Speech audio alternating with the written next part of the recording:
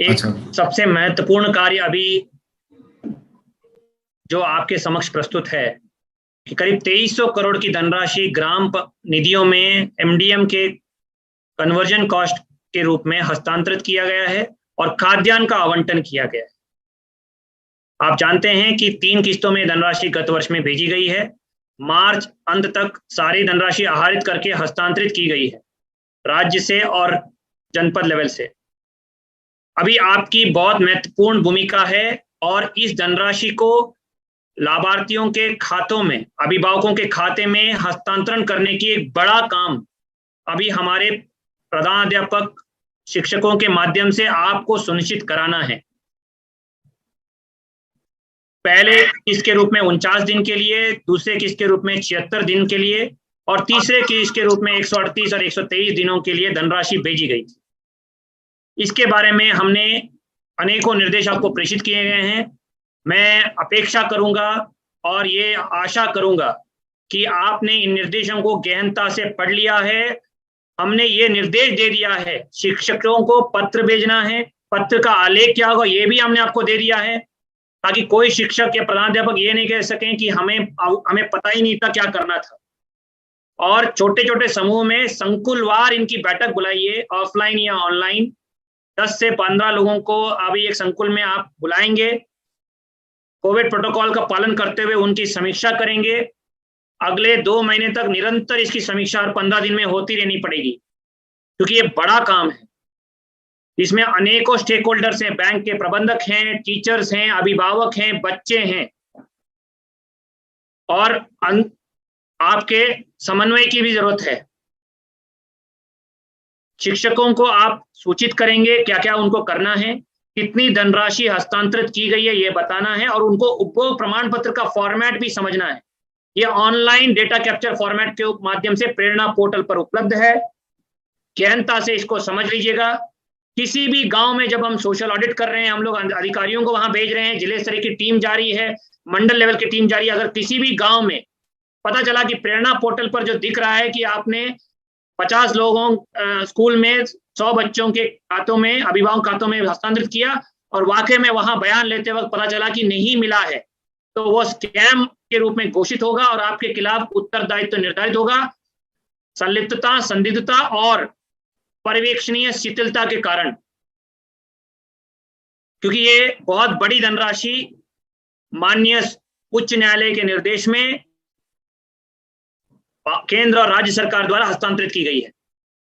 इसका 100% सही उपयोग और उपभोग सुनिश्चित करने की पूरी जिम्मेदारी खंड शिक्षा अधिकारी की है, बीएसएस की।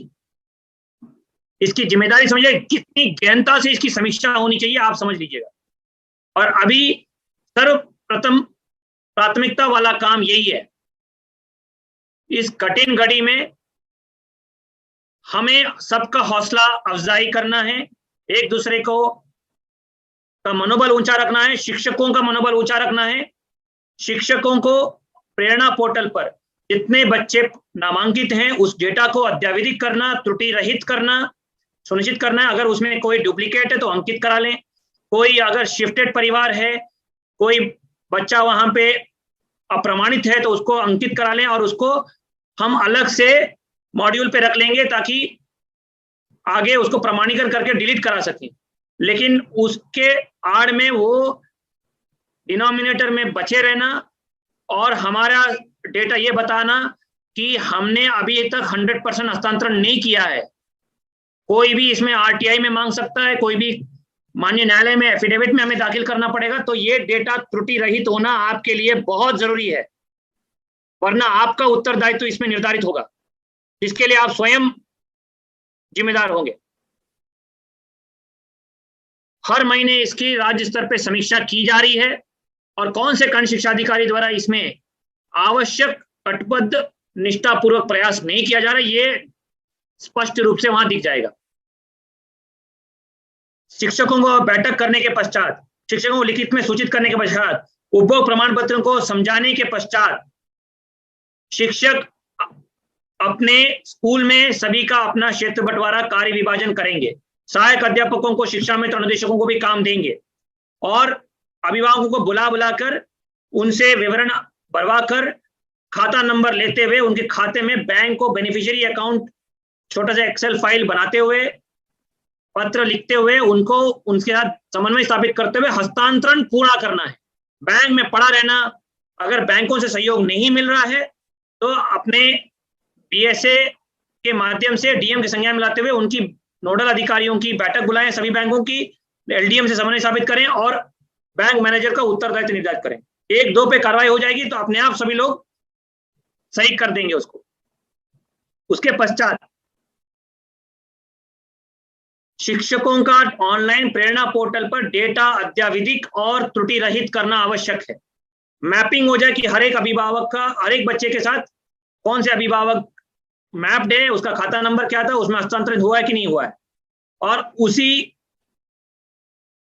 विश्लेषण के पश्चात उपभोग प्रमाण पत्र अप्रैल अंत में, मई अंत में और जून अंत में प्राप्त करना है टीचर्स के, कि जो धनराशि मार्च 2020 में ओपनिंग बैलेंस के रूप में था, हस्तांतरण के पश्चात कितनी धनराशि प्राप्त हुई थी निर्गत धनराशि के सापेक्ष, और उसके पश्चात कितनी धनराशि खाते में हस्तांतरित की गई, उपभोग किया गया है, और क्लोजिंग बैलेंस क्या है। ये उपभोग प्रमाण पत्र आप ऑनलाइन अंकित करेंगे और स्कूल वार खंड शिक्षा अधिकारी द्वारा दिन में कम से कम 2-3 घंटे बिताते हुए, कंप्यूटर के सामने स्वयं बैठते हुए निरीक्षणों का जो फीडबैक आ रहा है वो सब देखते हुए 100% उपभोग सुनिश्चित कराना है। इतना इंपॉर्टेंट गहनता वाला काम है, संवेदनशील काम है, महत्ता का काम है। कहीं पे भी इसमें शिथिलता या अनियमितता बहुत भारी पड़ेगी और हम बाध्य हो जाएंगे। जैसे मैंने कहा 2300 करोड़ रुपए की धनराशि का मामला है। कृपया करके इसमें पूरी मेहनत के साथ 100% अगले इसी माह के अंत तक इस धनराशि का 100% उपभोग सुनिश्चित करें। शिक्षक घर पे होम विजिट करें, अभिभावकों को बुला लें जिनसे संपर्क नहीं हो पा रहा है या जो डेटा सही नहीं है उनको अंकित कर दें ताकि हम अलग मॉड्यूल में उसको रख लें और 100% बच्चों तक पहुंचा दें। न्याय पंचायतवार संकुलों की जब बैठक करेंगे उसके पश्चात एडेड स्कूल्स का अलग से बैठक करनी पड़ेगी। इसके लिए मैंने निर्देश दिए हैं तो उसको 100% सुनिश्चित कराइए।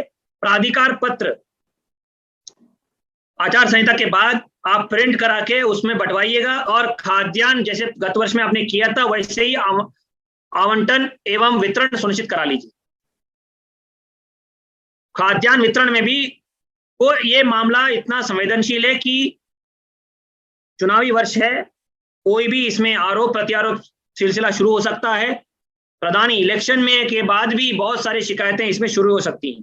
कहीं पे भी अगर गांव में जांच हो गई, न्याय पंचायत स्तर पर जांच हो गई, ब्लॉक लेवल पे जांच हो गई, जिले लेवल पे जांच हो गई, तो ये आपके पर्यवेक्षणीय शिथिलता के कारण अगर कोई अनियमितता या शिथिलता प्रदर्शित हो गया, धनराशि अप्रयुक्त पड़ी रही या धनराशि का व्ययवर्तन हो गया, तो पूरी जिम्मेदारी खंड शिक्षा अधिकारी के ऊपर होगी।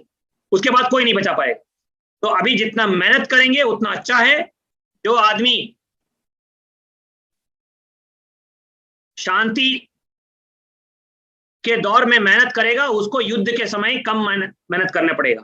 तो अभी कोरोना काल में आपके पास समय है, आप कोविड प्रोटोकॉल का पालन करते हुए, अपने शिक्षकों को प्रेरित करते हुए, उनका उत्साहवर्धन रखते हुए ये कार्य गहनता से मॉनिटरिंग करते हुए पूर्ण कराएं, ताकि बाद में कहीं पे अगर जांच या कोई ऐसा मामला आ गया तो कहीं पे भी आपको डरने की जरूरत नहीं पड़ेगी और हम लोग पूरी टीम आपको बैक करेंगे और आपके साथ खड़े रहेंगे। लेकिन अगर आपने शिथिलता बरती और अपना काम पूरा नहीं किया तो कोई भी आपको नहीं बचा पाएगा। मैं सभी खंड शिक्षा अधिकारियों से विशेष रूप से व्यक्तिगत रूप से अपेक्षा करूंगा कि इस समय हमारे जिस परिवेश से हमारे बच्चे आ रहे हैं उनको इस समय आप सोचिए कितनी कठिनाई से गुजरना पड़ रहा होगा, कितना प्रहार उनके आमदनी पे पड़ रहा होगा, रोजी रोटी पे पड़ रहा होगा, उनके पोषण लेवल पे कितना बड़ा नुकसान हो रहा होगा। और उस समय अगर हमने जो सरकार द्वारा प्राविधानिक धनराशि उनके खाते में नहीं पहुंच पाया हमारी शिथिलता की वजह से, इससे बड़ा पाप या इससे बड़ा गुनाह नहीं होगा कुछ।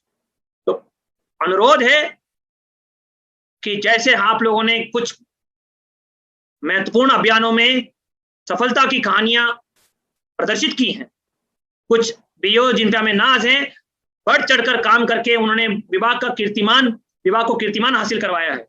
इस काम महत्वपूर्ण और संवेदनशील काम में भी, चुनौतीपूर्ण काम में भी, भले कितने भी मेहनत हो, अपना नेतृत्व क्षमता का प्रदर्शन करेंगे और इसकी चाप हर एक स्कूल तक दिखने को मिलेगी।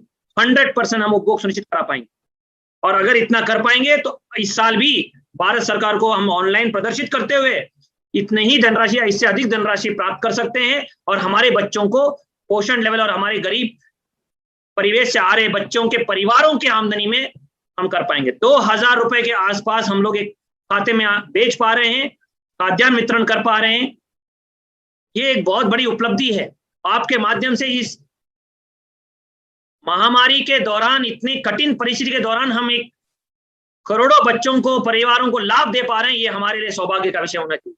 कृपया इस काम को, जैसे हमारे स्वास्थ्य कर्मी अभी काम कर रहे हैं, पुलिस कर्मी काम कर रहे हैं, शिक्षक साथीगण काम कर रहे हैं, हम भी अपने विभाग को एक नया कीर्तिमान हासिल करने के लिए करें। इसी आग्रह के साथ मैं आपसे अपेक्षा करूंगा कि आप अभी तक जितने भी आपने इसमें प्रयास किया है उसको कई गुना बढ़ाकर इसके मॉनिटरिंग, बैंक और शिक्षक साथियों के साथ समन्वय बेटर बनाते हुए प्रत्येक दिन कम से कम 2.5-3 घंटे इस अभियान में समीक्षा पे बिताते हुए, डेटा आधारित मॉनिटरिंग करते हुए, संकुल और सैन्य साथियों के साथ सूचनाएं प्राप्त करते हुए पूरा कराएं।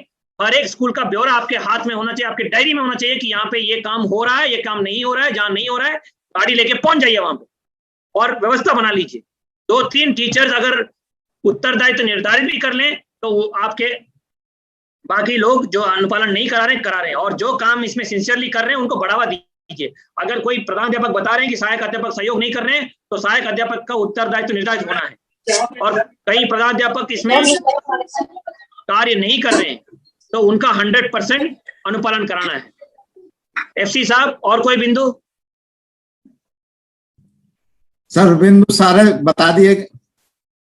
सारे बता दिए गए हैं, रिपीट कर दिया गया था। अगला वीसी कब होगा?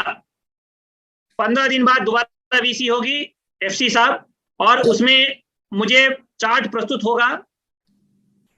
अगले वीसी हम 2 चरणों में करेंगे इलेक्शन के बाद। जी सर। जिसमें 50% जनपदों के खंड शिक्षा अधिकारी वीसी रूम में उपस्थित रहेंगे और उसमें आप चार्ट पुटअप करेंगे कि कहां कहां कितनी मैपिंग हुई है, कितना डेटा करेक्शन हुआ है, कितने बच्चों को डुप्लीकेट या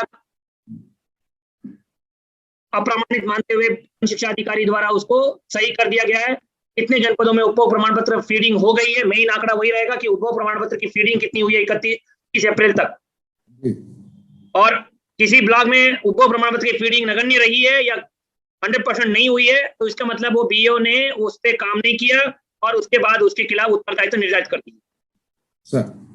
और जो अच्छा काम कर रहे हैं उनको मेरी तरफ से पुरस्कार पत्र देंगे हम लोग। इस कार्य को पूरा करना है। स्टेट लेवल टीम द्वारा गहनता से इसकी मॉनिटरिंग करेंगे। मैं हर सप्ताह इसकी स्वयं समीक्षा करूंगा कंप्यूटर के सामने बैठ के। 100% उपभोग प्रमाण पत्र होना चाहिए। ये डेटा कैप्चर फॉर्मेट लाइव है सुभाष? लाइव है सर। लाइव है? लाइव हो गया सर। 1-2 जनपदों से भरवा के देखिएगा कि सब कुछ ठीक चल रहा है कि नहीं चल रहा है। खुद आपने देख रेख में भरवा के देखिए। ऑल द बेस्ट, आगे बढ़िए एफसी साहब।